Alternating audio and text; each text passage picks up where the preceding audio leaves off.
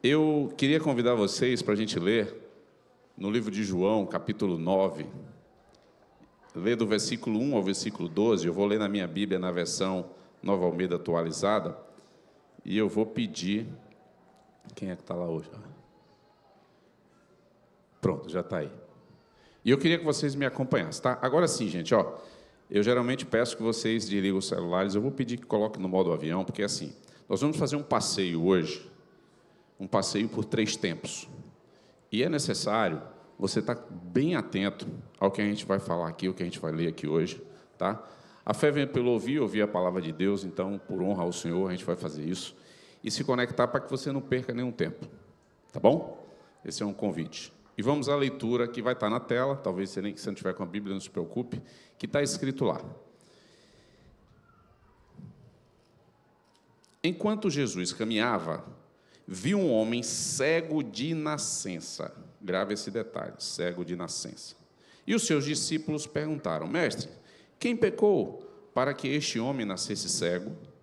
Ele ou os pais dele? Jesus respondeu: Nem ele pecou, nem os pais dele, mas isso aconteceu para que nele se manifestassem as obras de Deus. É necessário que façamos as obras daquele que me enviou enquanto é dia.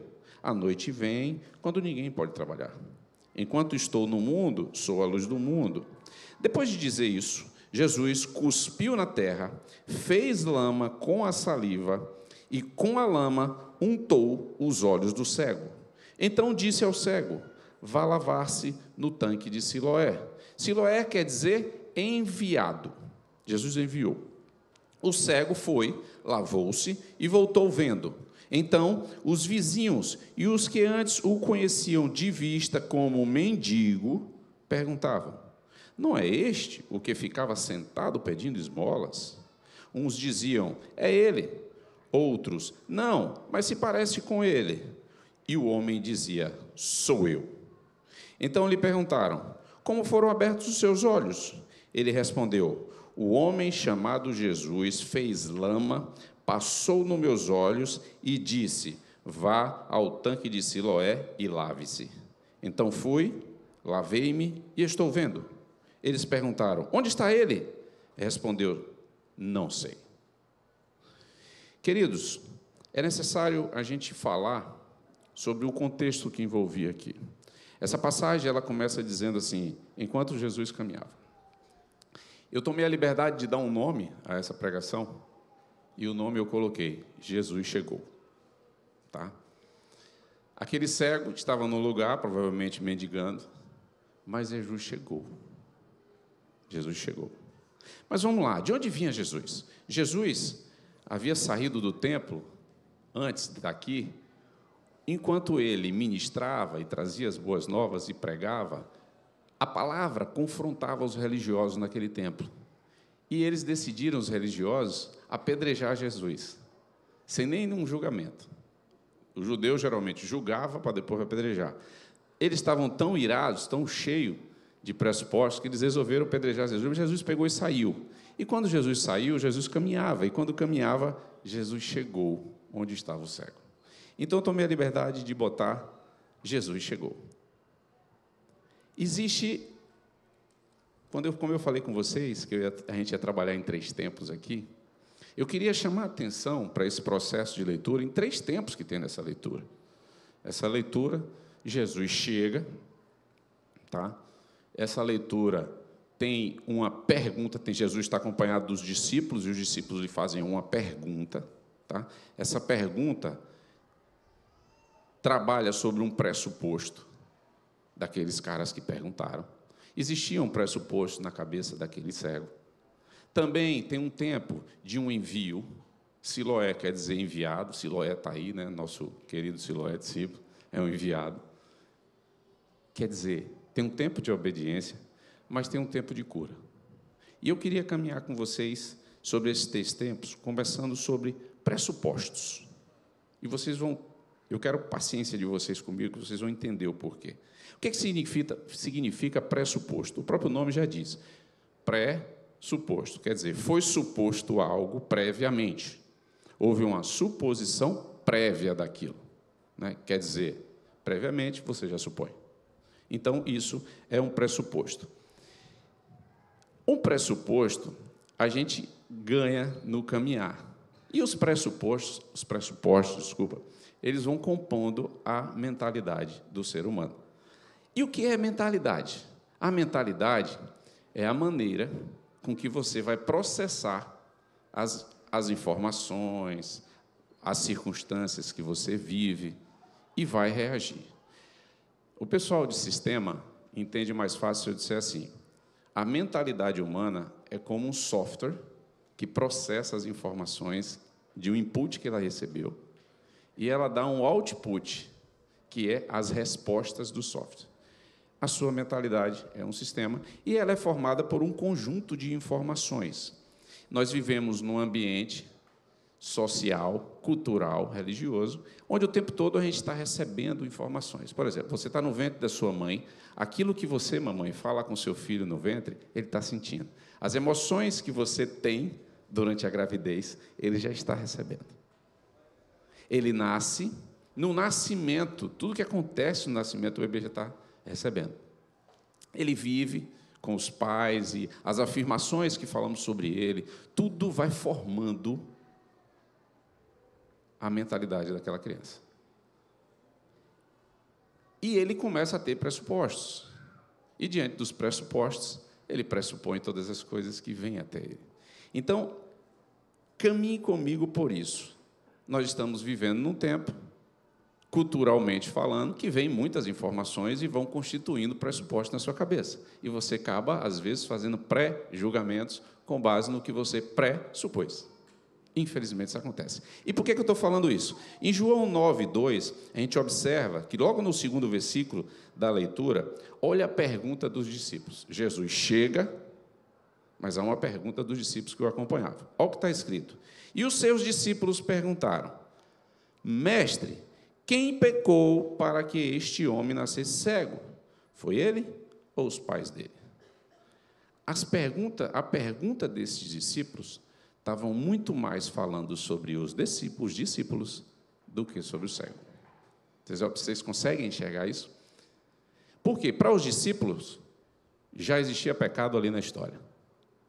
A dúvida era: quem pecou? Ele ou os pais deles? Então, você tem que tomar cuidado, porque as suas perguntas, elas dizem muito mais sobre você do que o próximo. Infelizmente, é assim. As nossas perguntas, elas são pautadas pelo conjunto de conhecimentos que nós temos. Eu vou falar pelo conjunto de pressupostos que nós temos.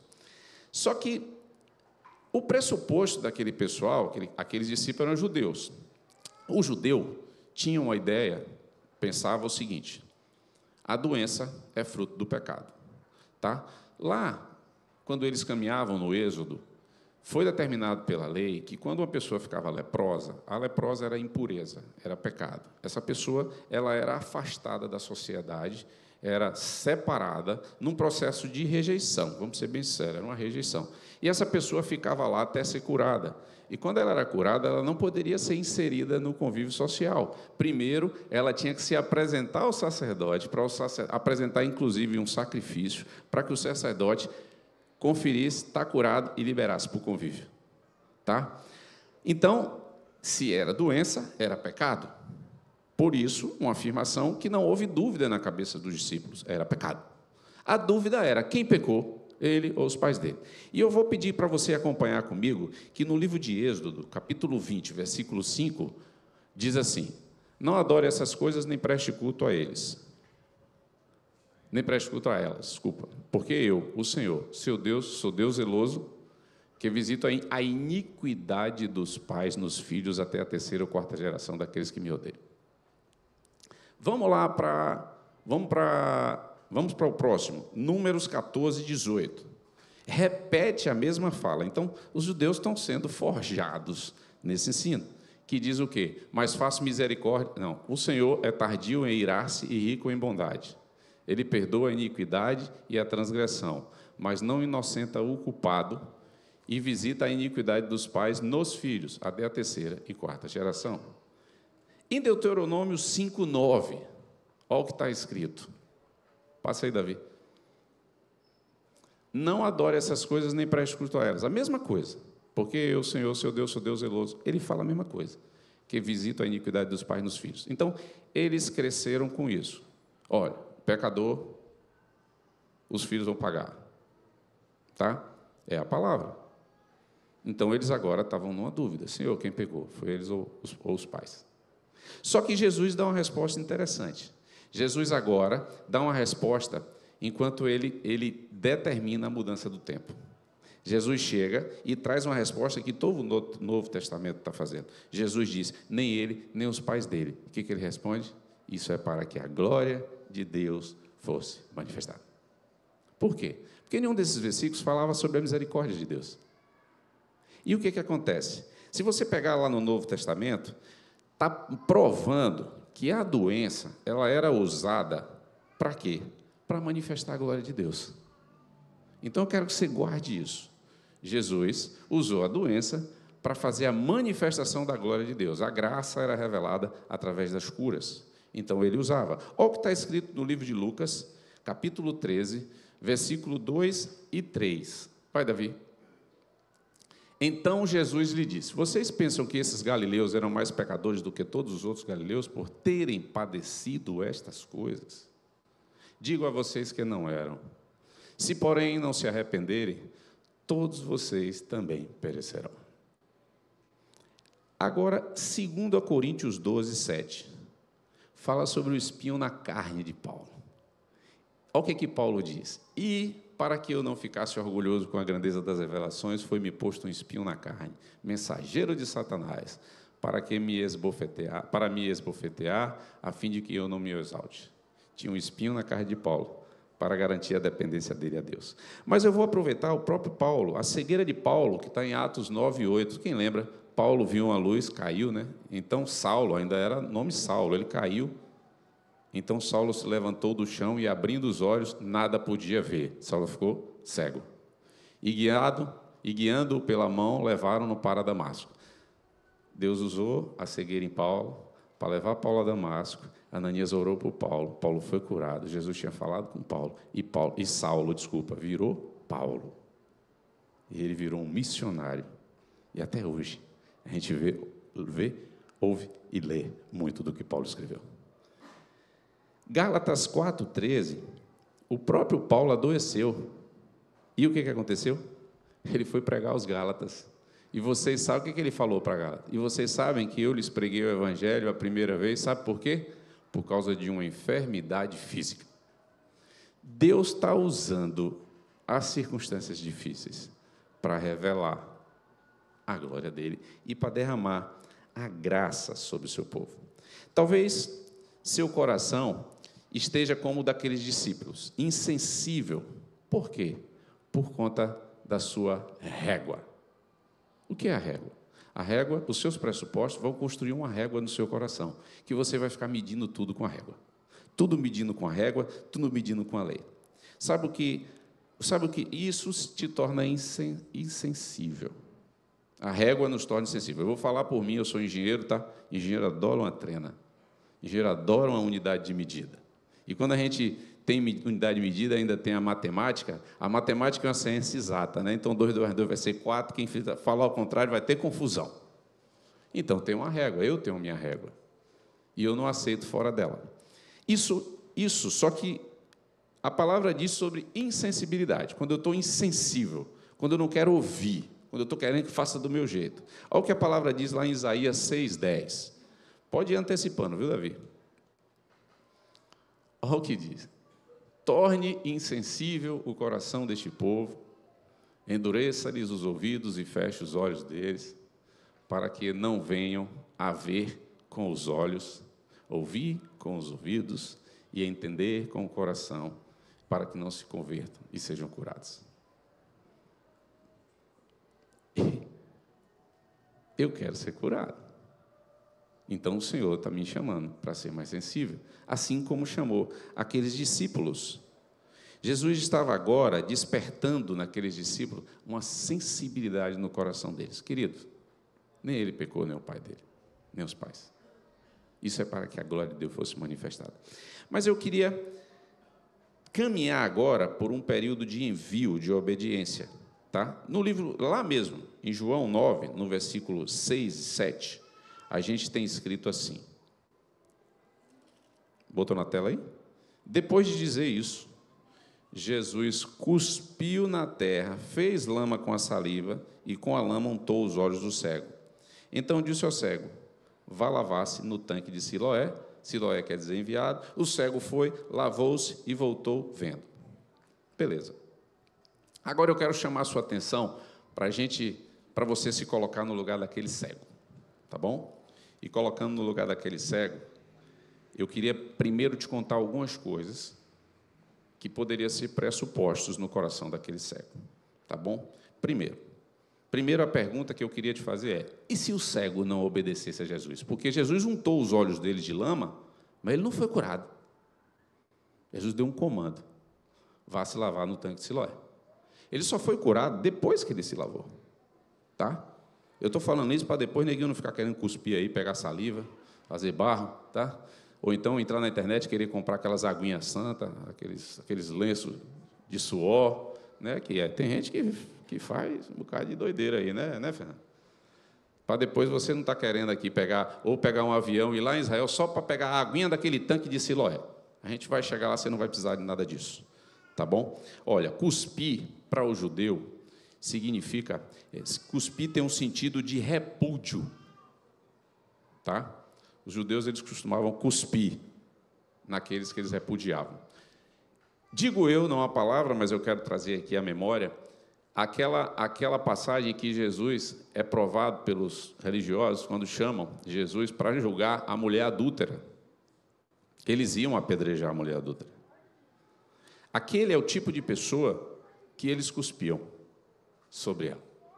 Então, cuspir traz o sentido de repúdio. Tá? Mas eu quero trazer para a nossa realidade aqui no Brasil. Aí eu vou falar Mateus. Quando é que a gente cospe? Né? Cuspir, para mim, Mateus, significa quando eu vou... Um sentido bem besta. Tá? Quando eu rejeito a saliva. A boca salivou. Quando eu cuspi é porque eu estou rejeitando. Não quero botar ela para dentro, quero botar ela para fora. Tá? Por exemplo, Dilsonei costuma botar uns videozinhos de umas picanhas lá, né, Luzerne? Dilsonei gosta de perturbar o juízo da gente. Ele bota umas picanhas lá, uns vídeos, meu amigo. Quando eu vejo aquele negócio, ó, só em pensar, a boca já encheu. Eu engulo. Parece que sinto o sabor da carne, né? Mas também, quando eu passo num negócio assim, que estou vendo assim, umas fezes no lugar que não deveria dar, umas fezes humanas, dá um nojo aquele negócio. Quando vem a saliva, eu... para fora. Às vezes, esses dias eu estava em Maceió e eu passei, rapaz, uma carniça, cachorro fedido. Eita, que vem logo a saliva e, ó, a vontade de cuspir. Eu estou rejeitando aquela saliva. Concorda comigo? Então, aquele cego recebeu de Jesus um cuspe que significava alguma coisa no coração dele. Certo? Aquilo poderia ter incomodado e gerado um sentimento de rejeição no coração daquele cego. Agora eu vou piorar a situação. Jesus cuspiu na terra e pegou a terra e fez lama. Olha, o judeu, eles tinham na porta da casa uma água para lavar os pés. Por quê? Porque naquela época não tinha asfalto, nem paralelo, nem calçamento, era tudo na terra. E o calçado era sandália. Quando eles andavam, o pé enchia de poeira.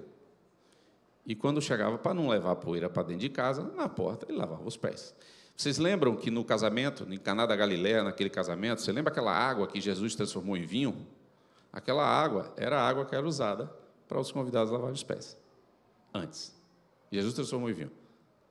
Você lembra que quando Jesus enviou os discípulos, ele falou assim, ó, vá, né, e quando chegar em algum lugar que ninguém te receber, que forem tratados mal, saiam de lá e, ó, sacuda até as sandálias. Nem a poeira daquela terra você traz. Então, a terra incomodava. Agora, Jesus pega cuspe com terra e mete no olho do cara. Aí eu tentei me colocar no lugar daquele cara. Se o cego pegasse as suas crenças de rejeição, sua mentalidade, seus processos, seus pressupostos, seus sentimentos, será que ele teria ido a Siloé? Será que ele tinha aceitado o envio de Jesus? Porque Siloé significa enviado, tá, Siloé? Viu, Yasmin? Você foi enviado, Siloé. Significa enviado. Será que ele teria aceitado? Ou, se coloque no lugar dele, tu teria aceitado? Ou você ficaria retado e saía xingando, gritando e reclamando? Cuspiu e me melecou todo de lama. É na moral. E não iria. Eu vou dizer uma coisa. Há algum tempo aí, se eu não conhecer a passagem, acho que eu estaria também. Conhecesse Jesus, acho que eu tinha demorado de atender o chamado. Tá bom? Agora, já que você pensou nisso, eu quero te perguntar: quantas vezes o Senhor te deu um comando e você não obedeceu, só porque o comando não te parecia agradável? Quantas vezes o Senhor, você teve um conflito, vou trazer para casamento, você teve um conflito no casamento com o seu cônjuge, você se irritou ao ponto de querer ruptura,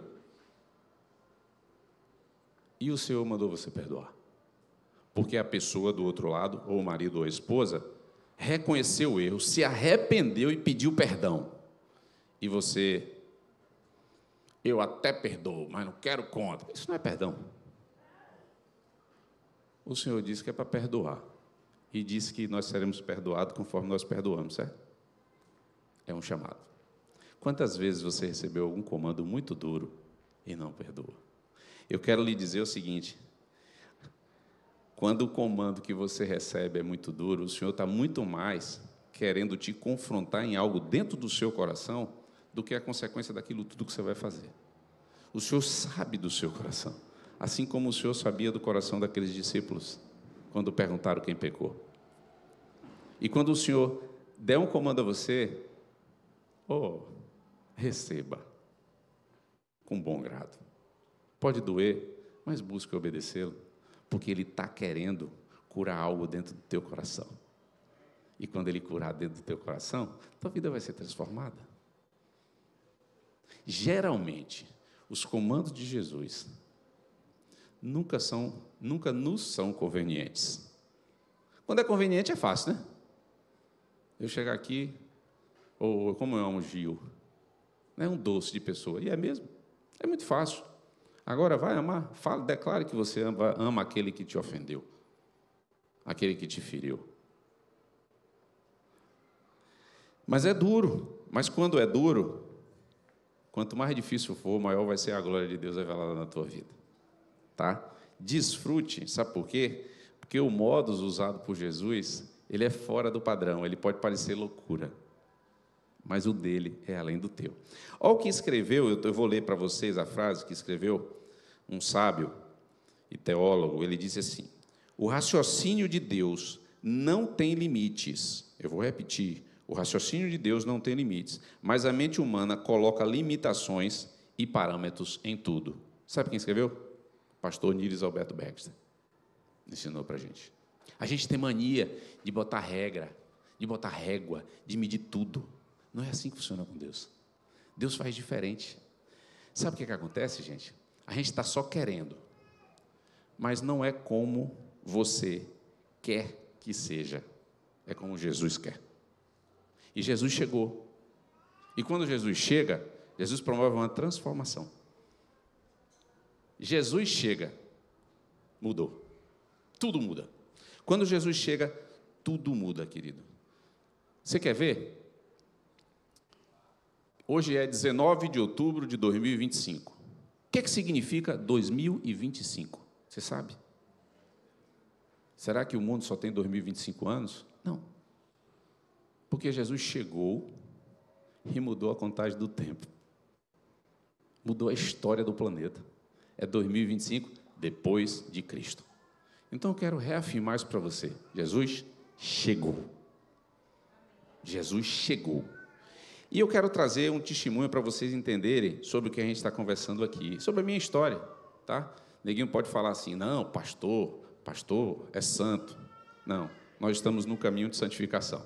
A gente peca, tá? E a gente precisa de cura. A gente precisa de cura, a gente precisa de oração. Queridos, há algum tempo atrás, nós passamos por um problema lá em casa, sério, né?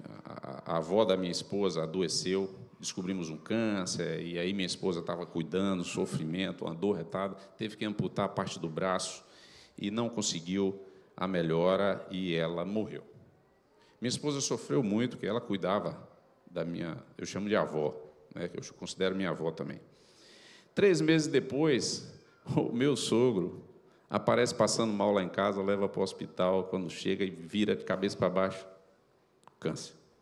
Agora mais agressivo no intestino, com metástases grau 4. 7 centímetros de tumor no intestino, já com metástases em outros órgãos. Quem está cuidando desse meu sogro? Minha esposa. Já vinha sofrendo e mais carga sobre ela. E aí, minha esposa adoeceu e a gente procurou a medicina, e a medicina deu um diagnóstico de uma patologia incurável.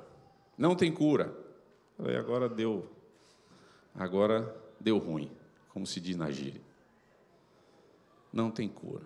Eu orei, ainda falei para o senhor, não, senhor. O senhor tudo pode, mas se o senhor assim quer, mas eu insisto em te pedir. E eu, como engenheiro, fiz o quê? Vou seguir a regra. A regra, e tome-lhe, assim, não, tem que fazer isso, sei o quê. E no meu seguir a regra, eu apertava ainda mais o juízo da minha mulher. E ela sofria ainda mais. Sofria ainda mais. E eu orava, Senhor, o Senhor pode curar minha esposa. O Senhor pode curar minha esposa. E engraçado que, quando eu orava, eu também lembrava, o Senhor me lembrava da oração de Davi, que ele diz assim, Senhor, sonda o meu coração e vê se há em mim um caminho mau. Rapaz, para que eu orei daquele jeito? Mas foi a oração. Aí, eu no meu discipulado, conversando com o pastor, busquei o pastor, cara, você precisa ouvir mais. Você está com todos os conceitos científicos, está certo? Eu estudei a doença, Fernanda lembra disso, eu estudei, busquei-lhe livro e fiquei cheio de conhecimento, mas sem a graça. Fiquei insensível e minha esposa estava sofrendo. E ele falava comigo, rapaz, você tem que ouvir sua esposa. Aí eu, um dia, aniversário, levei ela para jantar, falei, amor, conte aí. Aí ela, rapaz, aquilo doía no meu coração que ela falava, porque minha régua era outra régua, não era a régua da sensibilidade. E aí ela falando, eu falei, não, vamos fazer o seguinte. Aí eu lembrava, né, do Senhor falando através da boca do pastor, ouça. Lembrei dos legendários, ouça a instrução. Né? E eu ouvi. Aí tomamos uma decisão, vamos buscar uma terceira opinião. E minha esposa já estava orando há 1 ano, pedindo essa consulta, rapaz, com uma pessoa que era uma referência em feira, e não conseguia, que não tinha agenda, ela era lotada, supercotada, e nada. No dia que a gente conversou no restaurante, 2 dias depois ela conseguiu a vaga. Falei, não é possível um negócio desse. Beleza. E nisso, foi lá para frente, e nisso, conversando com o pastor, meu discipulador, ele falando, não, tá vendo, ouça, sei o quê. Rapaz, deixa eu falar um negócio para você. Você precisa exercitar agora a sensibilidade, porque como ela está sensível, você precisa ser sensível, você precisa exercitar a sensibilidade. E eu olhava para aquele negócio, pense no engenheiro sensível, Cláudio, hein, Cláudio? Dá trabalho. Falei, rapaz, sensibilidade. Tá bom, eu vou tentar. E caminhando, aconteceu um dia que ela estava reclamando que eu não estava atendendo o telefone. Porque eu estava em reunião no trabalho, e o pior é que o trabalho só fazia aumentar a carga. Não era, meu amor? O trabalho só aumentava a carga. E aí minha mulher ligava, eu na reunião não atendia, deixava para ligar quando acabava. Aí ela falava, eu estava precisando falar com você. Lembra que o pastor falou? Ouça a sua esposa. E ela não tinha o meu ouvido. E aí eu conversando com ele, ele falou, cara, faça um planejamento, passe para a sua esposa um planejamento do que você vai fazer no dia, para ela saber mais ou menos a hora que você está. Eu falei, rapaz, mas às vezes acontecem umas reuniões de uma hora para outra. Não, então faz o seguinte, quando você for entrar na reunião, liga para ela, manda uma mensagem, ou então você atende. Aí eu falei, rapaz, pastor, aí beleza, aí fiquei ruminando, fui ruminando, depois eu liguei para ele e falei, velho, deixa eu falar um negócio. Eu até entendo do planejamento. Agora, velho, eu tenho que avisar, eu vou entrar na reunião. Eu entro na reunião toda hora, velho. Eu tenho reunião o dia todo, eu sento naquela cadeira, quase não levanto, coitado. Tem gente que trabalha comigo aqui, sabe como é. Não, pastor, ó, isso aí não dá para mim não, tá? Eu concordo, eu entendo o resto, mas isso aí, ó, pastor, isso aí o senhor está querendo demais. Rapaz, eu estou te dando um conselho. Não estou dizendo que você é obrigado a fazer. Estou te dando uma opinião. Mas aquela opinião do pastor ia contra os meus pressupostos. Porque eu falava, não, pastor, mas ela tem que confiar em mim. Ela tem que saber que eu estou trabalhando, que eu não estou vagabundando, que eu não estou aprontando, que eu não estou escondendo nada dela. E ela tem que confiar em mim. Ele, cara, eu só estou te dando um conselho. Você... Não estou te obrigando a nada, cara. Eu falei, não, tá bom, pastor, eu vou ruminar sobre isso. Rapaz, não levou 2 minutos, o pastor pegou e passou um versículo para mim. Vocês lembram que Jesus fala lá no livro, João 14, ele fala assim, eu vos darei o Espírito Santo e ele te lembrará de tudo que eu te ensinei. Pronto. Aí chega o versículo. 2 Reis 5, versículo 13. Bota aí, Davi. Está bem assim, não vou nem esperar. Os seus servos, quer dizer, os servos de Naamã, falando Naamã, os seus servos foram até ele e lhe disseram, meu pai, se o profeta tivesse pedido alguma coisa difícil, o senhor não faria. Muito mais quando ele apenas diz, lave-se e seja purificado. Quando o pastor passou o versículo, eu só mandei a continência para ele dizer, sim, senhor.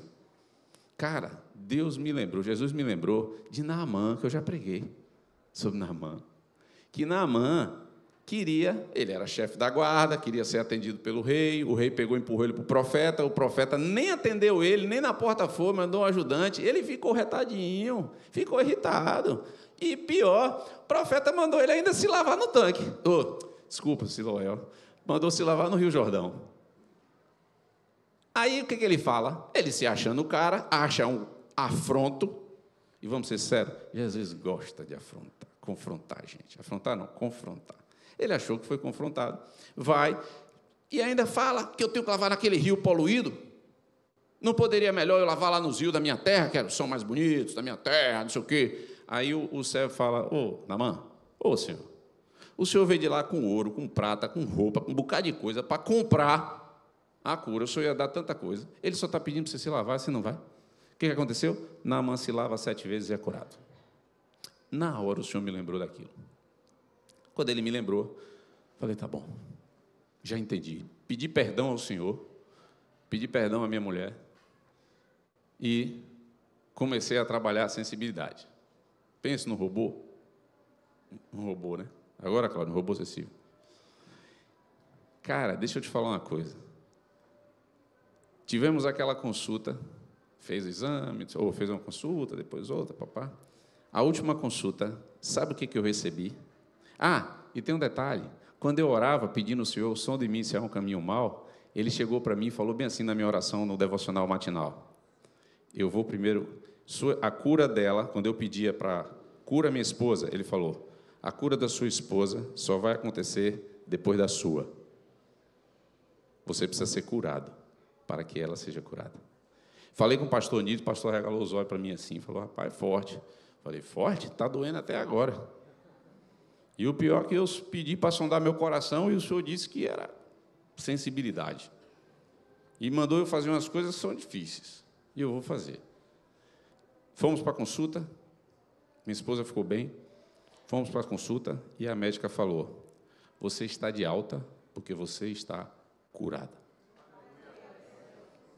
A patologia apontada não tinha cura. E ela deu o laudo que minha esposa está curada. O senhor, você lembra que o senhor fala que o homem é o cabeça? Se for levar pela conta do judeu, né, o corpo sofre porque a cabeça peca. A minha cura trouxe cura a todo o corpo. Trouxe cura à minha esposa, trouxe cura para mim, está trazendo cura para a minha casa. Não parou, não. Eu vou trabalhar essa sensibilidade porque eu quero que meus filhos experimentem desse tempo de transformação. Jesus chegou, queridos, e mudou a contagem do tempo. Onde Jesus chega, há transformação. Jesus chegou na minha casa. Talvez você tenha a dificuldade de atender algum comando que seja assim, chatinho, tá? Mas, queridos, esse caminho que eu vivi era o caminho da purificação. Eu vou dar um nome. O caminho que eu vivi foi um caminho árduo. O câncer da minha avó e do meu sogro, o nome da doença é CA. Sabe o que significa? Caminho árduo. Aquele cego teve um caminho. O caminho dele foi não se fazer valer das rejeições e ir até Siloé. Por quê? Porque foi o comando que Deus deu, que Jesus deu. Eu não queria ir, pois eu estava contra os meus padrões. Talvez você não esteja querendo ir porque está contra o seu mindset, sua mentalidade.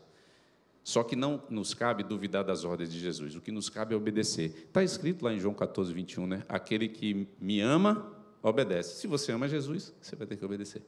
Porque aquele que ama Jesus, obedece a Jesus. Mas, querido, eu quero trabalhar. O Senhor, assim como me curou, eu quero falar com você sobre o tanque de Siloé. Eu quero falar sobre purificação. Eu quero te dizer que eu me reconheço pecador e que você precisa se reconhecer pecador.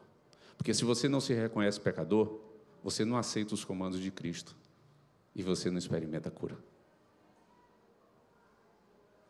Todos somos pecadores. E precisamos de Jesus, porque Ele sim pagou o preço do pecado do meu pecado lá naquela cruz. E me oferta gratuitamente a graça. Siloé significa enviado. Mas eu quero dizer a você o seguinte: Jesus deu um comando àquele cego, e os comandos de Jesus, como eu falei, ele revela muito mais algo que está no seu coração. Mas sabe, além do significado, Siloé tem o significado enviado. Siloé tem uma representatividade para aquele povo. Por quê? Quando o povo ia para as cerimônias sagradas no templo, eles precisavam se purificar. E aqueles que não estavam puros, no caminho de Jerusalém, eles passavam pelo tanque de Siloé. E um teólogo e um historiador que afirmou isso, disse que aquele tanque era usado para purificação. Para quê? Para ir até Deus. Porque ninguém ia a Deus impuro. Você lembra que não deixava nem os impuros entrar na civilização, na sociedade? Ninguém vai. Então, as águas de Siloé, elas eram usadas para purificação e para habilitar o judeu a estar lá no templo. Oi, Laura.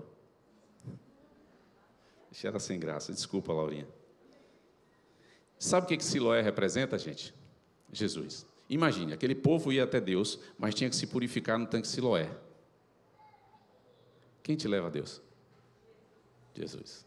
Está escrito que ninguém vai ao Pai, né? Ninguém vai ao Pai sem Ele. Então, Siloé representa, estou declarando aqui agora para você, que representa Jesus. Sabe por quê? Olha por que eu estou dizendo isso. Nos meus estudos eu achei Isaías 8, do versículo 6 ao 7, o Senhor disse a Isaías assim, ó, visto que esse povo desprezou as águas de Siloé, que correm brandamente e está se derretendo de medo diante de Rezém e do filho de Remelias. Eis que o Senhor fará vir sobre ele as águas do Eufrates, fortes e impetuosas, isto é, o rei da Síria, com toda a sua glória. Visto que o povo rejeitou a água de Siloé, quem é a pedra fundamental? Jesus. O que Pedro falou? E vocês rejeitaram a pedra fundamental. Jesus foi rejeitado. E por conta da rejeição, o sofrimento viria. A escravidão viria. O pecado que escraviza. O chamado de Jesus para aquele cego foi de se purificar. Não era nem de voltar a ver. Mas Jesus está ensinando aos discípulos, a mim e a você, que é necessário você reconhecer que é pecador, aceitar o comando, obedecer, cumprir, se purificar para experimentar a salvação. Hoje, 5 pessoas, eu vou me ousar, desceram no Siloé ali. Aquele foi o Siloé de 5 pessoas hoje. Pode ser seu Siloé amanhã. Pode ser seu Siloé agora. Jesus chegou, queridos, e Ele quer te enviar a Siloé. Existe um Siloé à sua disposição. Purifique-se. Se você tiver dúvidas sobre os comandos difíceis, você pode lembrar dessa passagem hoje e falar: aquele cego foi curado. Só um detalhe, era cego de nascença, tá? Eu acho que a medicina não consegue ainda explicar a cura que Jesus deu àquele cego, hein, José? Era um cego de nascença. Tinha que fazer novo, tinha que dar um olho novo. O barro representa a essência da criação humana. Deus criou o homem do barro. Então, Deus deu um renovo. Deus fez de novo. E ele foi curado. Mas Jesus chegou. O cego foi curado e transformado. Agora, transformado gerou dúvidas. Lembra o que está escrito lá? João 9, 8 ao 9. Bota aí, Davi. Olha, então, os vizinhos e os que antes o conheciam de vista como um mendigo perguntavam: não é este o que ficava sentado ali pedindo esmola? Uns diziam: é ele. Outros: não, mas parece com eles. Só que o homem diz o quê? Sou eu. Talvez você possa estar olhando, Mateus contou o testemunho dele, cara doido, se expondo. Eu não estou nem aí mais para isso. Se você me julgar, sinto muito, vou orar por você. Eu não estou aqui para ficar me escondendo.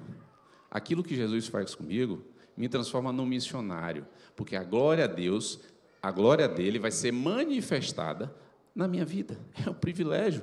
Eu estou feliz com que Jesus aceitou me usar. Você passou um processo difícil, glória a Deus por isso, porque ele resolveu. Eu vou usar a vida dele. E me abençoou, me curou minha casa está transformada. E ainda vou dizer mais, eu confessei meu pecado aqui a vocês. E eu quero melhorar com meus filhos, tá? Eu preciso melhorar a sensibilidade com meus filhos. E eu não quero esse pecado. E quando a gente pede perdão a Deus, Deus concede pecado. Mas olha o que está escrito em Tiago 5,16. Bota aí, Davi, Tiago 5,16. Eu não anotei para você, não, me perdoe, viu, Davi? Mas Tiago 5,16 diz assim, ó: portanto, confessem os seus pecados uns aos outros e orem um pelos outros para que sejam curados. Eu já pedi perdão ao Senhor e eu vim em público aqui confessar meu pecado. Sabe por quê? Eu sei que o Senhor tem misericórdia e me perdoa, mas eu sei que Ele tem uma cura guardada para mim. Eu quero essa cura. Se você quer essa cura, eu vou dizer a você, Jesus chegou. Eu vou chamar a banda para subir aqui. Jesus chegou. Você fique de pé agora. Queria convidar vocês todos a ficarem de pé enquanto os meninos do louvor sobem aqui.